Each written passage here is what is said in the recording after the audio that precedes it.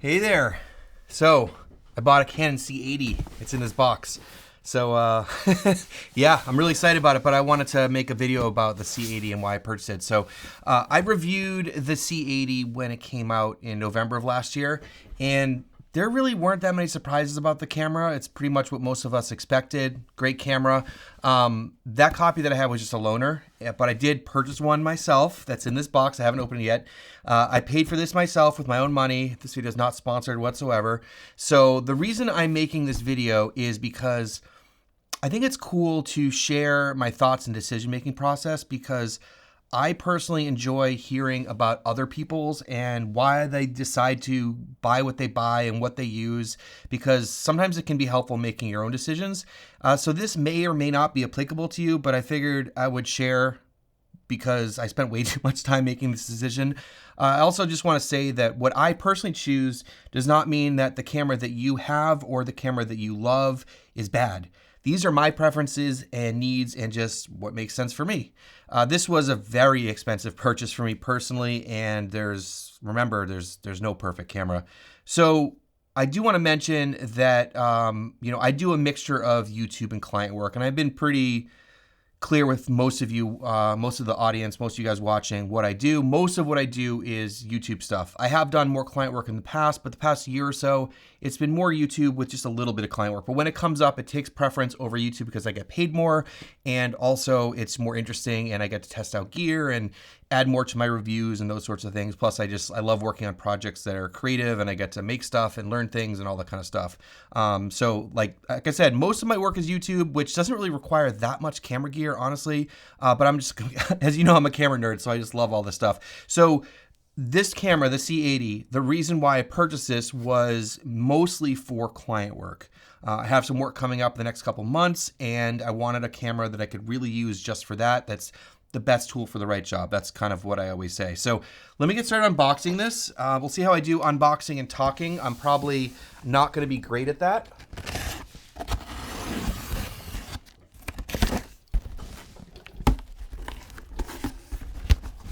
All right. This box is too big to be unboxing on top of the table. All right. So all I purchased was a C80 and an extra battery. So let me get these out of here, get this huge box out of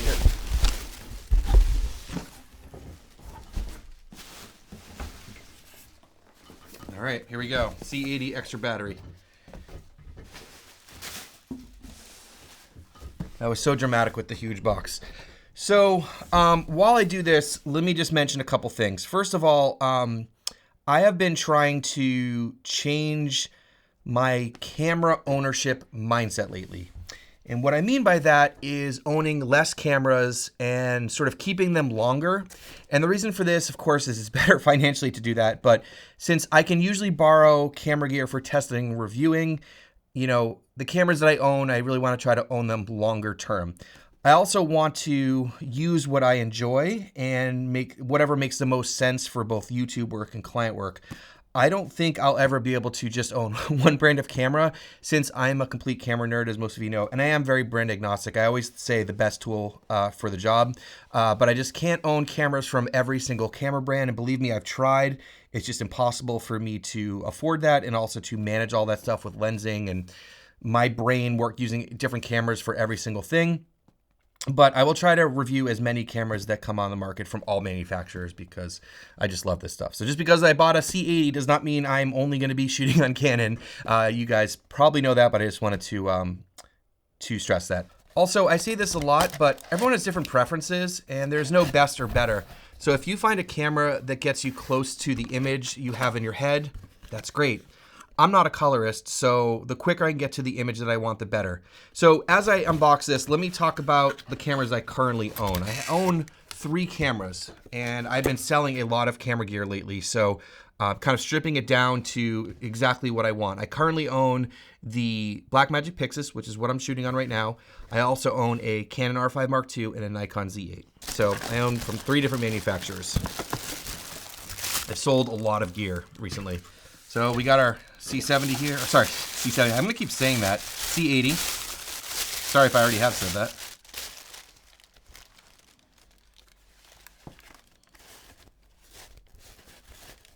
There she is. It's cool to finally own one. That's cool. This is a big purchase for me. So let me talk about, what I'm looking for with a camera like the C80, and I will eventually get into talking about all the different cameras that I sort of was thinking about and why I decided to not go with those cameras, because I think that's part of what I want to talk about with this. But basically, I wanted a camera that really simplified my kit but has really good image quality. So this camera just does a lot, and I could basically walk out of the house with this camera and a couple batteries and a couple lenses and be good to go. I don't really need a lot of things to rig this up to get this going. To me, for the kind of work that I'm gonna be doing, that is fantastic. So the cameras that I have been working with lately for mostly my real estate stuff, I've been using the R5 II, the Nikon Z8, the Canon R5C, and the C70, and also I use the FX3 for years for client work, especially a lot of real estate stuff. So I've used a lot of different stuff. So what do we got here? Handle. Not that I don't already know. I've already tested this camera. We got the microphone holder and the screws. I already pulled this out, but the neck strap, which I don't know who would use that on a C80, but they do include that. And on this side, I'm sure we have charger, power cable, charger, and looks like we got the battery. Sweet. So the new BPA 30 ends. So that's why I bought an extra one of those. That's it. Let's get this out of the way. I know, unboxings, right? All right, so I got the unboxing done, and I have a lot of respect for the people I see on YouTube that can unbox things and talk to the camera at the same time. I'm really bad at doing two things at once, so sorry if that was awkward, but now I can focus on talking to all of you. So first of all, what are the cameras that I was considering before purchasing the C80? Because this took me a while to get to this decision. I was looking at the red Komodo-X, the Sony FX6, the Canon C80, and the Canon C400. And those are all awesome cameras, all sort of in the same price range, and all have really good image quality. So we'll talk about all of those cameras afterwards, but let's talk about the C80 first. So like I said, I'm gonna be shooting a lot of real estate stuff, and there are a couple things for me personally, what I've realized about shooting real estate videography that are important for a camera if you're trying to decide on a camera. 4K 60 is super important. So first of all, 60 frames per second is my preferred frame rate for shooting real estate. Yes, you can shoot slower, you can shoot at 40 or 48, but what I found with 60 is I get really smooth footage for my B-roll, and also I'm just very used to how fast I have to move the gimbal while I'm working to get the image that I want, and it smooths it out really nicely. So I really like 4K 60.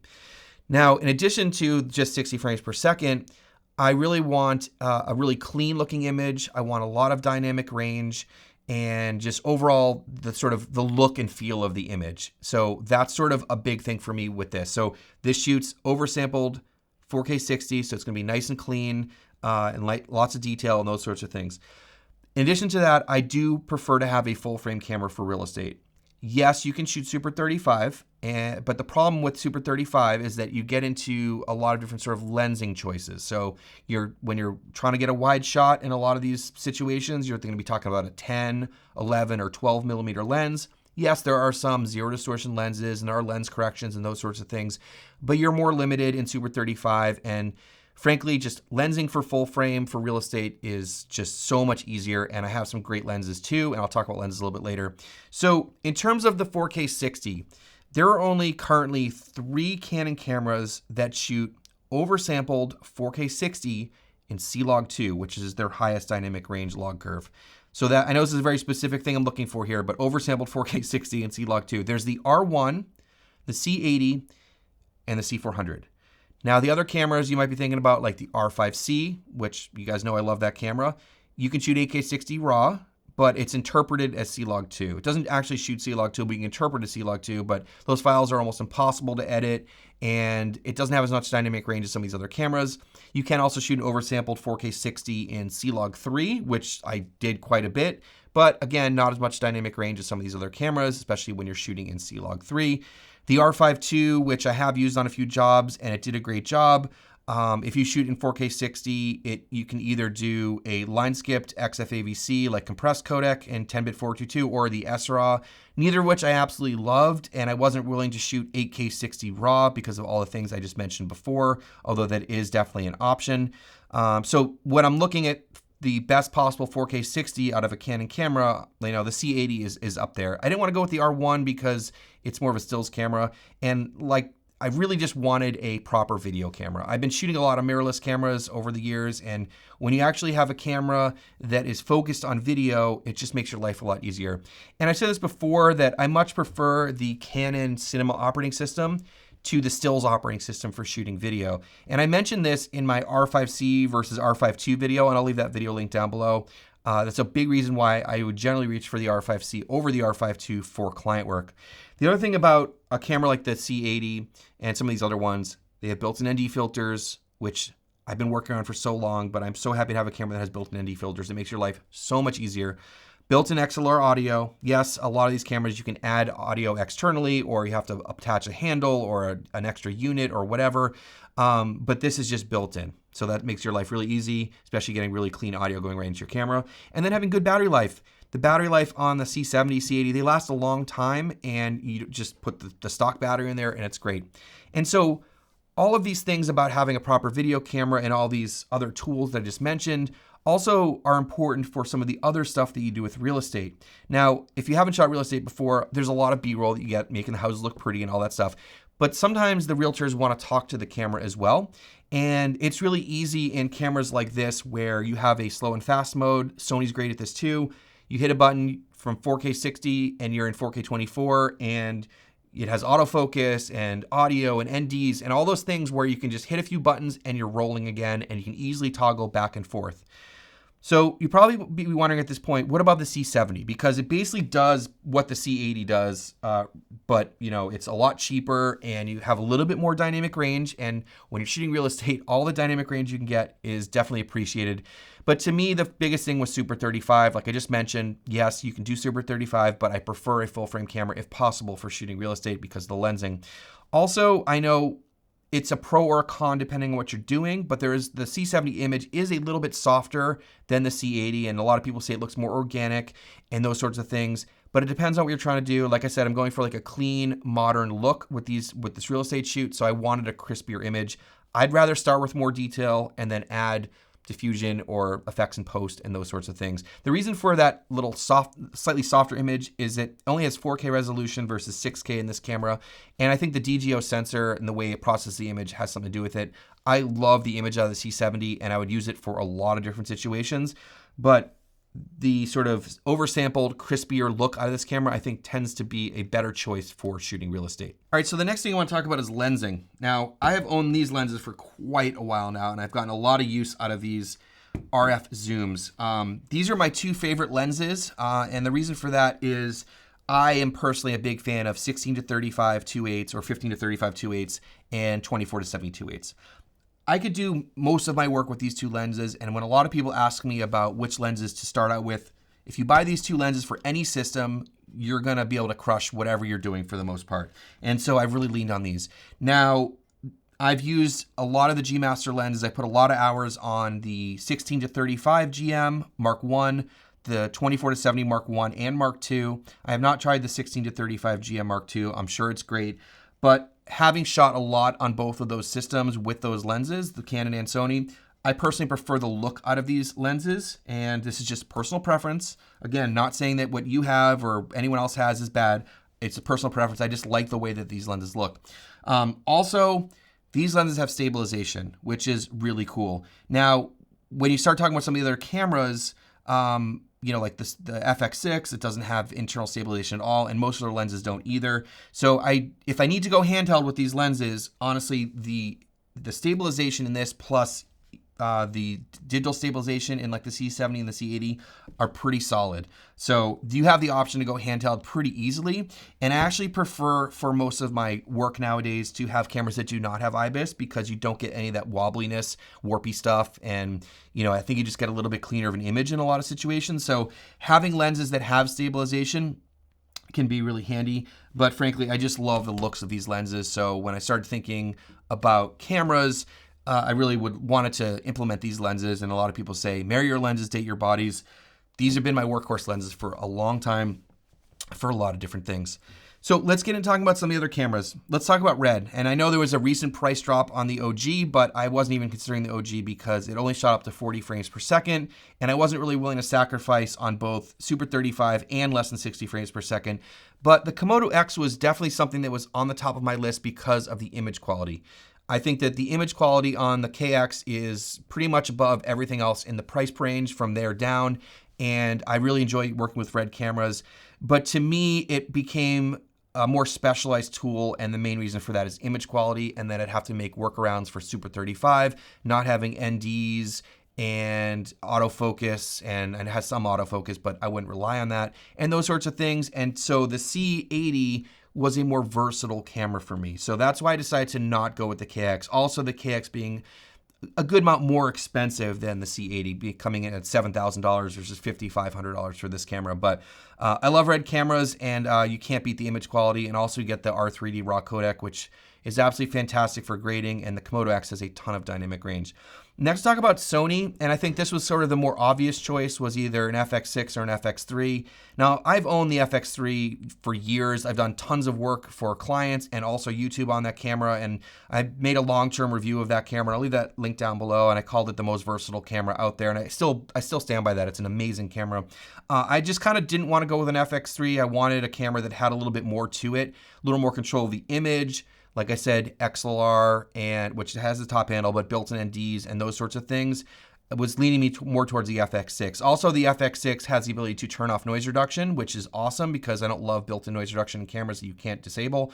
Also, the FX6 has a slightly different image than the FX3, and I love the internal ND system in that camera. So I really was thinking about the FX6. But it came down to a couple things for me between the C80 and the FX6. Both have great images and the way they operate and everything.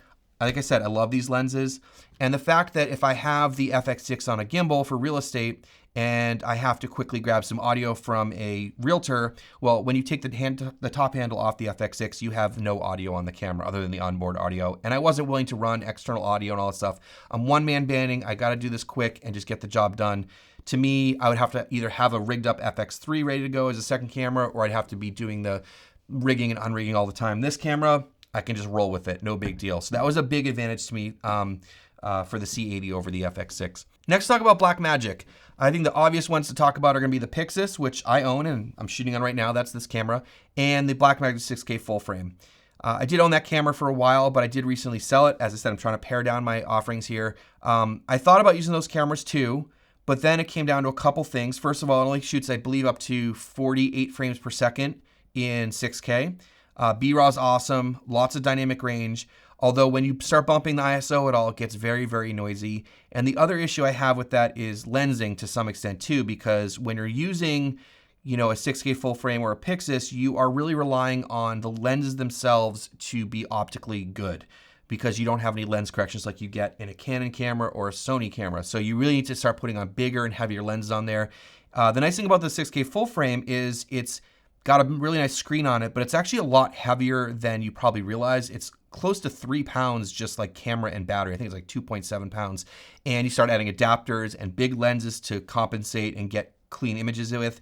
It gets to be a little bit more cumbersome, and the battery life is horrible. But also, you don't have to bring a monitor, which is nice. But I said, bumping up the ISO at all, the camera gets pretty noisy. Next, talking about the C400. I really considered a C400. I would probably personally prefer a C400 over the C80, but it's an additional $2,500, which is a significant amount of money for me. And it's also heavier. And if you're putting on a gimbal and you're having to carry it around for a couple hours, you're going to prefer a lighter setup. But the biggest things for me were the C400 is the form factor. I like the boxy style over this weird large DSLR thing. I don't love this body style. Also shoots 6K 60 RAW, which would be super handy for real estate because, again, I'm shooting everything at 60 frames per second. If I have RAW, I would definitely appreciate that. But when I started thinking about, I was considering the FX6, which doesn't have internal RAW, not having it in this camera was okay. Also, CFexpress card is a huge advantage, and I'm just still so bummed that Canon did not put at least one CFexpress card in this camera. We're stuck with SD. So those are kind of the big upgrades for me, but I think the biggest thing was just it's a heavier camera and I don't want to, carry it around so much. And like I said earlier, the other option was the C70, which wasn't on this list really, but I did talk about that earlier.